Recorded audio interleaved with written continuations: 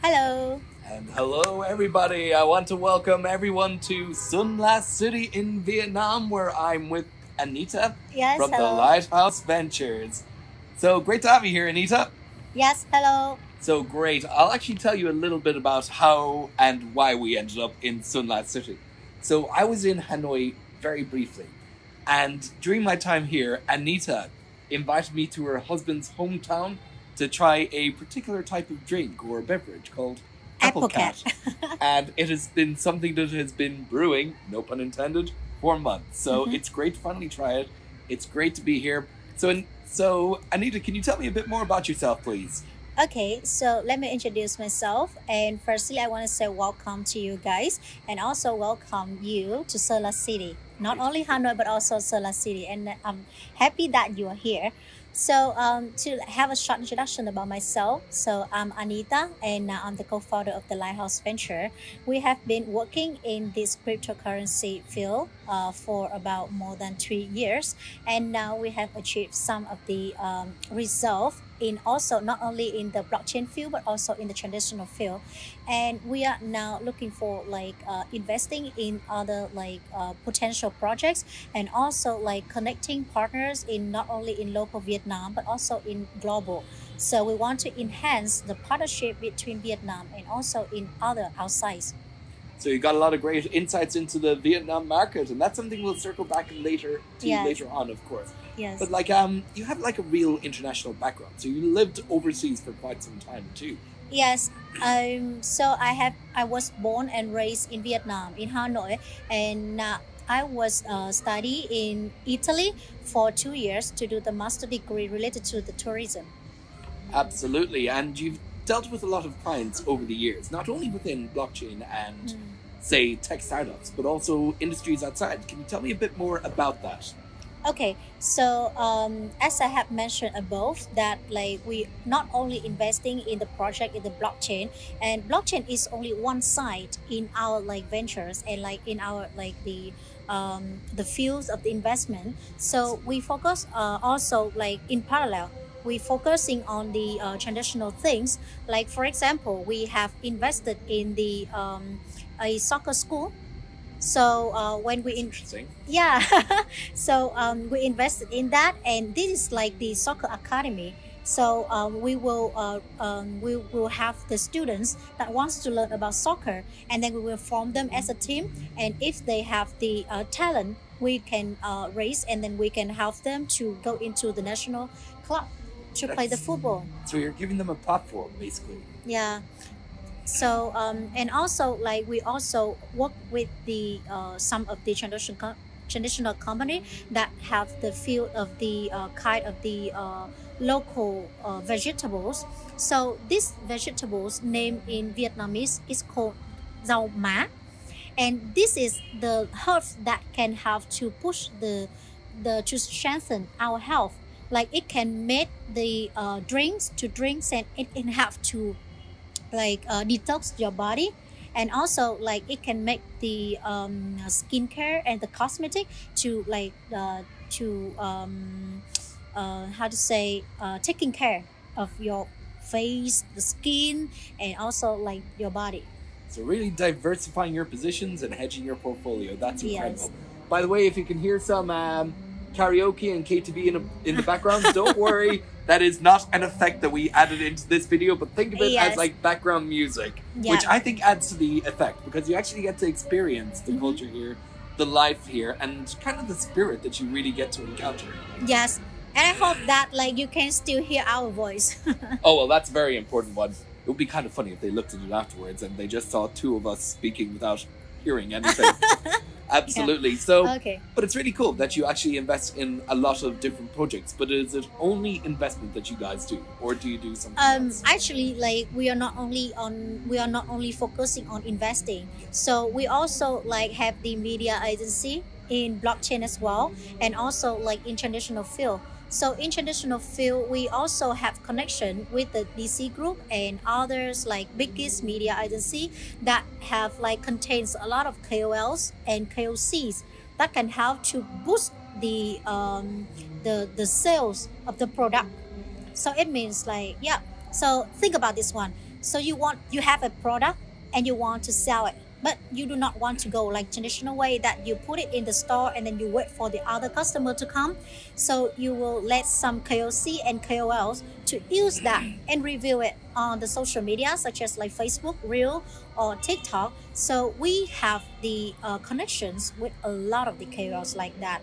So if all of them use that product, a lot of people know about this one too. Okay, this is where it gets interesting, because you mentioned KOLs, KOCs. I noticed you emphasize that particular point, because a lot of foreign firms, they believe that they can add value to the Vietnam market, but they don't necessarily know how to do it. They try a lot of different things only to inevitably fail, unfortunately, which happens in a lot of different cases. Where do you think people go wrong when looking at Vietnam, and what do you think they could be doing better from your expertise? Wow. This is a tough question. It's a big one, that's for sure. Yeah, that is a big one. So, okay, so about this question, I want to narrow it down a little bit. So firstly, I want to take a look into the blockchain field, because like as you can see now, the blockchain is a raising question and the raising things that is happening in Vietnam. And also like it creates a lot of the reputations in the global. So you can see that there's a lot of the successful projects such as like AC Infinity, Coin 98 of Faraland, and so on, and they were raised from Vietnam as well. But besides that, there's a lot of like the projects that have been dumped, and then like they do not have the good mechanisms to maintain it in the long term. So that like because of like now the blockchain field in Vietnam is in the gray areas, so it means like we haven't had the legal system for it yet.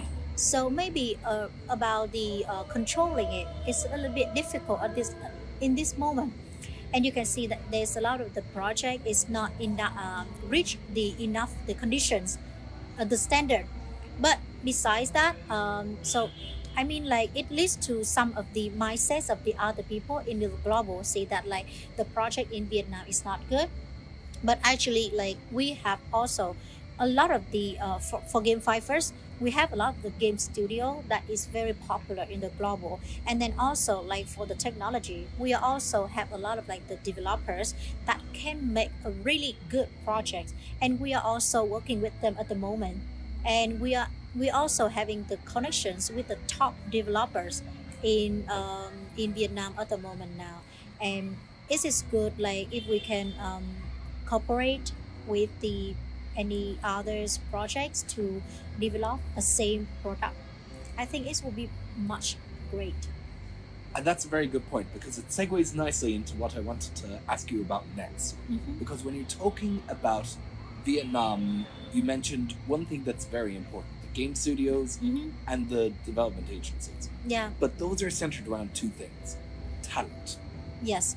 How would you rate the talent in Vietnam? Because from my experience, incredibly diligent, incredibly hardworking, and really aiming to solve a problem they encounter at any point. That's a real advantage of working with Vietnam tech teams. Can you share a bit more there? Yeah, so about the talents, actually like you can see that in Vietnam we have the hardworking. We are really hardworking about like jobs. So actually with the job we do not hesitate to put 100% of the focusing and also like the hardworking on it to finish the job. And about the talents, actually it depends, of course, like not only Vietnam but also like in global. I think like in everywhere we have talents, because like talents can be described like that can solve the problem. It can solve a problem that not so many people can do that. So I mean like for this one it actually depends, because like to see who is the talent is a little bit difficult. But we can see that if a lot of the hardworking people work with a good project, I think that it can make the project successful. That's a very good point there. Yeah, so it doesn't mean like we need a lot of talents to do a project. Yeah. Absolutely. Now there's another question I wanted to ask you about pertaining to Vietnam, because we know that China has enacted some very strict regulations, clarifying and adding some black to the grey, shall we say. Mm-hmm. In the case of Vietnam, would you foresee a particular danger there? Well, so we've seen a lot of countries like Philippines, Indonesia, moving more towards a licensing mechanism where they were actually able to enact very clear regulations in order to be able to say, this is what you should be doing in the crypto field. These are the activities that are illegal. In your mind, how do you see it developing in Vietnam, particularly since you have such a vibrant scene here? Yeah, so actually, from my point of view, and seeing some meetings I have met, we can say that like Vietnam now is like finalizing and also like forming it into the legal system for this one. But I think like it will take a lot of times. Now you know that like Vietnam has opened the Vietnamese blockchain union, so that like it can have That task force began earlier this year, didn't it? In around March. Yeah, this year they start this year. So it means like now they haven't had really the clear legal system about this one, but they are doing it. They are start doing this one. So, but at this time, it is still a good time like for us to invest and to do the project, because it hasn't had the final clear about the legal system yet. So it sounds like you're very optimistic about that. Yeah, very optimistic. Well, that's something I absolutely love to hear, because it sounds like you see good things moving forward for the Vietnam blockchain industry. Yeah, I can say that. Absolutely, absolutely. So to everybody out there, okay, so because we're talking to quite a lot of different people, you know, what I would love to find out is who are the types of people you want to work with? And what do you think you two can do together if you two were to form a partnership? Yeah, so that is interesting. That is very interesting. And so firstly, to be working with you is my honor. So that it's an honor for us as well.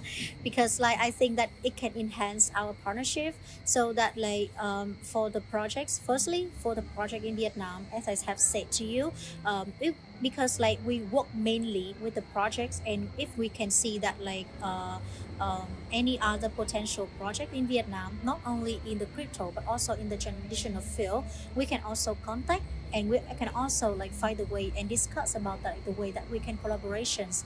Like for example, we can see like if we can invest in it or not and receive the profit, or we can see like if we can cooperate by the way like having the staff working with that and create jobs for the employees in between us.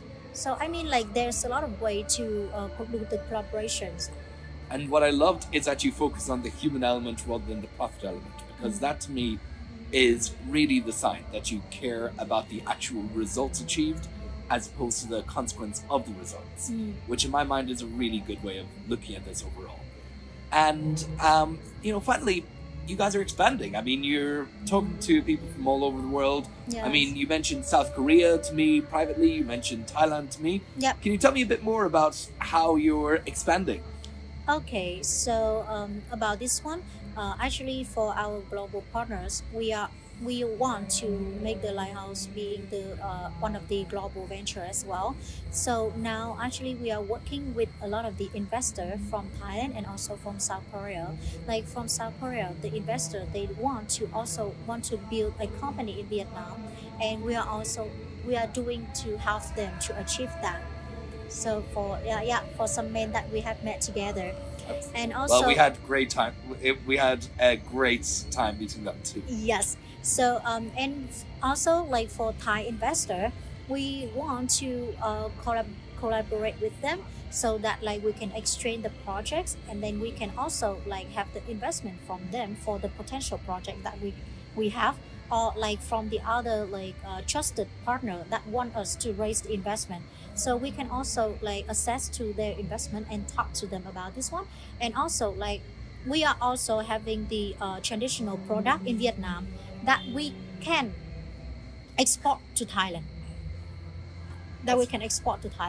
That's really cool. Yeah. And actually, so I know that you guys do quite a bit of work with other projects. Do you guys incubate them at all? Or do you mainly just collaborate and invest in them? Yeah, so it depends on the project. For some projects, for some trusted project, that we can do the incubation. But for some other project, we just invest and we are doing the marketing services for them. That's really Yeah, good. it depends. Yeah, but for new projects that need us to help, that like we are always like open to discuss and openly to feel free to discuss and find a way that what we can do to help, because like I think like every project when they write down a white paper or anything else and they work with that, they want to have the product. So but the thing here is the main important thing here is the product. If the product is not good, every marketing services is nonsense. I have to admit that. And that is something we couldn't agree with you more on. Yeah. Product is the center of everything. Yes. And like the mistake a lot of blockchain projects make in particular is that they have a white paper, they do the fundraising. And to a lot of projects, that's when the work ends. But that's actually when the work really begins. Yes. You got to implement. You got to make sure that those steps are fulfilled. Yes. And you got to make sure that, I mean, even if you're not meeting the timeline, you have to make sure that at the very least you can have a successful pivot. If you decide the market isn't responding to your current strategy, you need to actually move away from that to a certain degree. So that's a very important point that you're making there with regards to profit. Yeah. Or product rather than profit. Yeah. It's good. Product is the most important thing. Without question, right? Yeah. So, Anita, if somebody wanted to work with the Lighthouse Ventures, how could they get in contact with you? I'll leave the links in the description, but we'll get Anita to share first. Yeah. Or the best way. Okay, so we're having the social medias about the social media and also social channels in Telegrams, in YouTube, and also like in Twitters. And we are like also, I also using Telegrams mostly for work, because you can see that lots of work like we are working every day is mostly on Telegram. It's 24/7 industry. I mean, it's what you need to do. It's the app that never sleeps. Yeah. So. Do I really need to like? Oh no, you don't need to go that far. Don't worry. We'll be including the details. Don't worry about that. I won't be sharing her personal Telegram. Don't you worry.